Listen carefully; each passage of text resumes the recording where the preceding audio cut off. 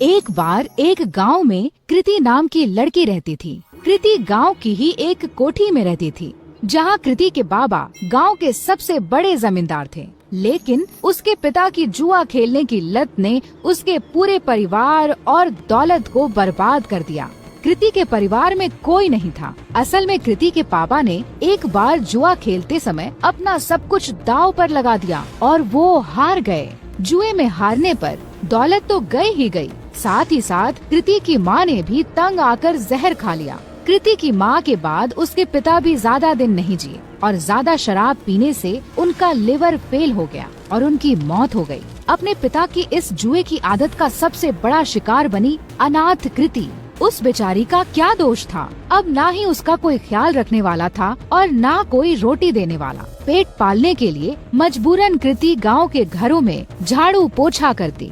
कृति का ये सब करने का बिल्कुल भी मन नहीं करता, क्योंकि जिस घर में वो काम करती थी उसका मालिक उसे बुरी नजरों से देखता था। लेकिन 2 वक्त की रोटी के लिए कृति ये सब भी झेल लेती थी। कृति रोज सुबह सुबह गांव के मंदिर में जाती और अपनी दर्द भरी कहानी भगवान को सुनाती। हे ईश्वर, किस जन्म का तू मुझसे बदला ले रहा है? क्योंकि इस जन्म में तो मैंने किसी का भी बुरा नहीं किया। अब तू ही बता, अगर मेरा बाप जुआ खेलता था तो क्या इसमें मेरी गलती है? मैंने तो हर बार उन्हें जुआ खेलने से रोका, यहाँ तक कि रोकने के चक्कर में मार भी खाई, लेकिन हमेशा यह विश्वास रहा कि एक दिन तू सब ठीक कर देगा। मैंने तुझ पे भरोसा किया और तूने मेरे भरोसे का आज मुझे ये सिला दिया। न खाना है न कोई अपना, काम पे भी मालिक बुरी नजर। क्या यही तेरी महिमा है? कृति की आंखों में आंसू भर आए और वो वहीं बैठकर फूट फूट कर रोने लगी। लेकिन कृति ने आंसू पोंछे और वहाँ से उठकर जाने लगी कि तभी उस मंदिर के बाहर एक बूढ़ा आदमी दिखा जो उसे घूर रहा था। कृति को लगा कि ऐसे ही कोई भिखारी होगा जो उसे रोता हुआ देखकर घूर रहा हो। कृति उस पर बिना ध्यान दिए वहाँ से तुरंत अपने घर चलती बनी। लेकिन अब तो उस बूढ़े आदमी की कृति को देखने की आदत पड़ गई थी। जब भी कृति मंदिर जाती और भगवान को अपनी आप बीती बताती, वो बूढ़ा वहीं खड़ा उसकी बातें सुनता और उसे घूरा करता, लेकिन कभी मंदिर के बाहर कृति का पीछा नहीं करता। कृति को लगा कि वो बेचारा भीख की आस में उसे देखा करता है। कृति के पास कोई बहुत ज्यादा पैसे नहीं थे, फिर भी वो दान पुण्य करने में बिल्कुल भी हिचकिचाती नहीं थी। एक दिन मंदिर के बाहर खड़ा वो बूढ़ा आदमी जब कृति को घूर रहा था तो कृति भगवान के पास जाने की बजाय उस बूढ़े के पास गई। बाबा जी, अगर पैसे चाहिए तो बेहिचक मांग लिया करो, ऐसे किसी और को घूरोगे तो वो गलत मतलब निकालेगा। काश बेटा, तेरे जैसा साफ दिल भगवान ने सबको दिया होता। कुछ दे दे बेटा। कृति ने अपनी जेब से एक 10 का सिक्का निकाला और उस भिखारी के जेब में डाल दिया। बाबा जी, अभी इतने ही हैं, आगे जब ज्यादा कमाने लगूंगी तब ज्यादा दूंगी। अरे बेटा, सच्चे दिल से दिए गए 1 रुपए भी मैं खुशी खुशी रख लूं, फिर तेरे 10 रुपए तो लाखों के बराबर हैं। भगवान तेरा भला करे। ये कहकर वो भिखारी चला गया। किसी गरीब की मदद करके बहुत खुशी हो रही थी। कृति मंदिर में दर्शन करके फिर से अपने घर चली गई। उस दिन जब कृति अपने मालिक के घर काम करने गई तो वहाँ पर उस दिन उसके मालिक के अलावा कोई नहीं था। क्या हुआ मालिक, आज घर पर मेम साहब नहीं है क्या? मेम साहब वो तो आज अपने मायके गई हुई हैं। वैसे उनके बारे में क्या पूछ रही हो? भला तुम्हारे और मेरे बीच में उनकी क्या जरूरत? अपने मालिक से ये सुनकर कृति कुछ सहम सी गई। मालिक, मैं जरा घर की साफ सफाई कर देती हूँ। ये कहकर कृति घर की साफ सफाई करने लगी। अपने मालिक के डर के मारे आज कृति ने जल्दी जल्दी सारा काम खत्म कर दिया। लेकिन काम करके जैसे ही कृति घर जाने के लिए दरवाजे की ओर बढ़ी, वैसे ही उसका मालिक दरवाजे के सामने आकर खड़ा हो गया। मालिक, दरवाजे से हट जाइए, मुझे घर जाना है। लेकिन मालिक अपनी जगह से टस से मस न हुआ और वहीं खड़ा रहा। मालिक, दरवाजे से हटिए। ये कहकर जैसे ही कृति ने मालिक को दरवाजे से हटाने की कोशिश की, वैसे ही मालिक ने कृति का हाथ पकड़ लिया। अरे ऐसे कैसे जाने दूं? आज तो मौका मिला है मुझे। बीवी भी घर पर नहीं है, आज तो तुझे नहीं जाने दूंगा। ये कहकर मालिक तुरंत कृति पर लपका।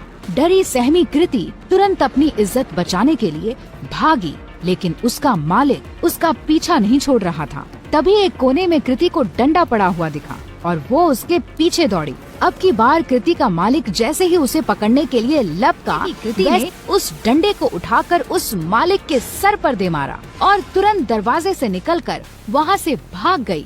फूट फूट कर रोती कृति बिना रुके भागती जा रही थी। भागते भागते रात में कृति उस मंदिर पहुँची जहाँ वह रोज सुबह जाती थी। मंदिर में पहुँचते ही कृति भगवान की मूर्ति के चरणों में जा गिरी। हे ईश्वर, क्या मेरा पैदा होना ही गुनाह है जो तू मुझे इतनी बड़ी सजा दे रहा है?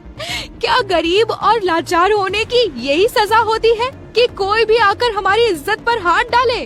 कृति की आंखों से फिर आंसू फूट पड़े। कृति ने आंसू पोंछकर जब आसपास देखा तो पाया कि वो बूढ़ा आदमी फिर वहीं खड़ा था। बाबा, अब मेरे पास कुछ नहीं है आपको देने को। बच्चा, मैं तुमसे भीख लेने नहीं बल्कि कुछ देने आया हूँ। लेकिन क्या?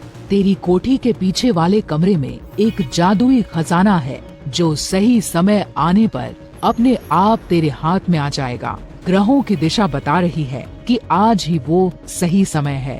कृति पहले से ही परेशान थी और ये सब सुनकर उसे और गुस्सा आ गया। बाबा जी, आपने मेरा दिल बहलाने के लिए ये सब कहा, मुझे बहुत अच्छा लगा, लेकिन मुझे झूठ पसंद नहीं। ये कहकर कृति अपनी कोठी की ओर चल दी। उसे बार बार ये डर सताए जा रहा था कि अगर उसका मालिक बेहोशी से उठ गया तो उसे जिंदा नहीं छोड़ेगा। वहीं दूसरी ओर उसके दिमाग में उस बूढ़े भिखारी चल रही थी।